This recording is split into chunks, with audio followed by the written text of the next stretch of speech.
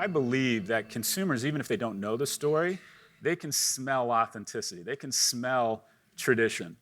And I said, all right, we got to do this. And one of the few things I think I did right at what ultimately became Red Envelope is I went into the CEO's office and said, we really need to call this thing Red Envelope. And she agreed, and we were off and running, and that was the beginning of Red Envelope. Over the course of the next, I think, 5 or 6 years, we raised almost $100 million.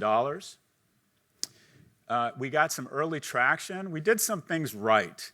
We knew early on that retail was a mix of channels, that the consumer has 3 choices or 3 doors. She can have a great website, she can have a great store, or she can have an offering that thinks of channels agnostically and just gives her what she needs where she needs it. Lets her order something on her phone, pick it up, return it in store, buy in store, order, return packaging online, and ship it back from home, whatever she wants. And that merchandise needs to be agnostic and pulled up into whatever channel is going to give it the greatest margin support. And I think we figured that out before most internet companies.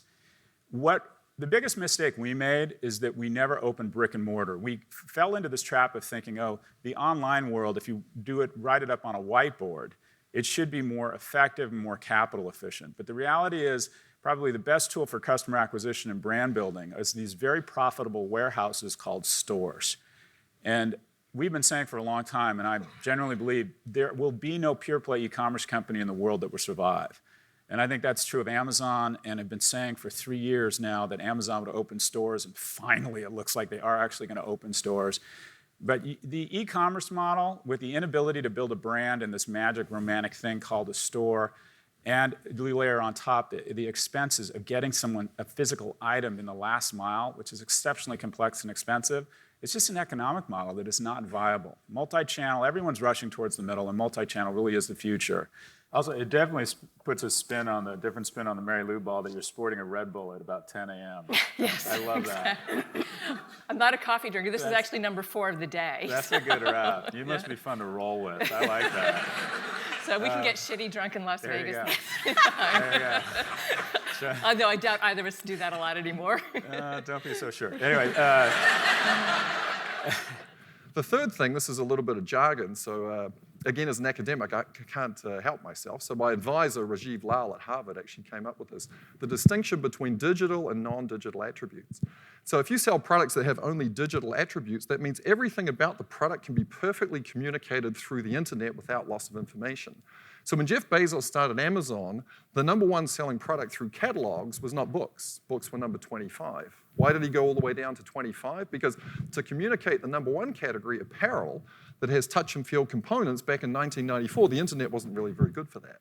Still maybe not that good for that even in 2016. So he went all the way down to books because a digital product or a product with only digital attributes you can perfectly communicate.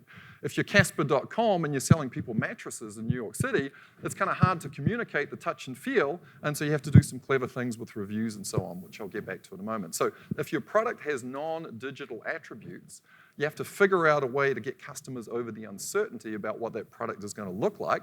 So Tony Hsieh, maybe he got lucky because he got out. He had $1 billion exit, which the idea was, I send you 5 pairs of shoes, try 4 on, and send them back, keep 1, and that's $1 billion idea because what it does is it solves the problem of non-digital attributes. The other day, we got a note from this older gentleman who every single day goes to a big Kroger to buy 1 bar of chocolate.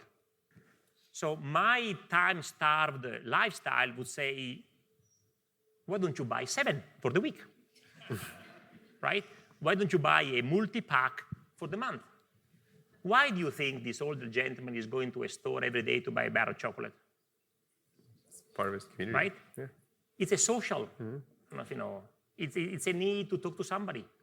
It's the chance to have a cashier who remembers your name and tells you how you're going today. That's a very difficult, it's a very different lens than do we make money by selling a bar of chocolate. So we are threatened by a lot of people out there. Kroger is a very large company selling a lot of categories.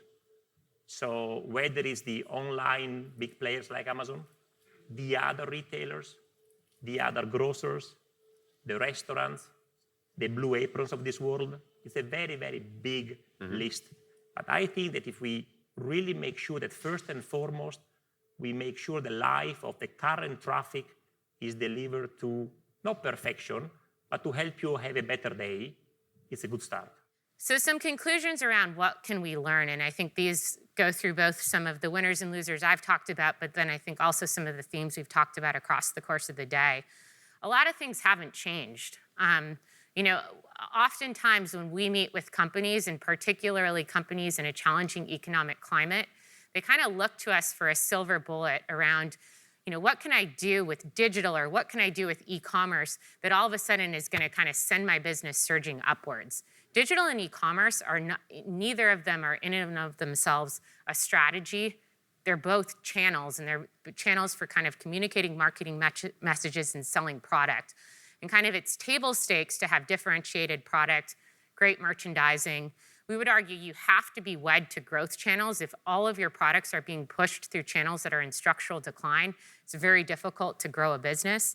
And then finally, this whole notion of multi-channel, while it's been sort of the buzzword of the last 2 to 3 years, we would argue it's nothing new. And Scott talked about it this morning, specifically with Red Envelope. A lot of the great retailers that we've referenced today have been fantastic kind of catalogers. And when you look at a lot of kind of the marketing geniuses, the multi-channel message has been something that's by no means new.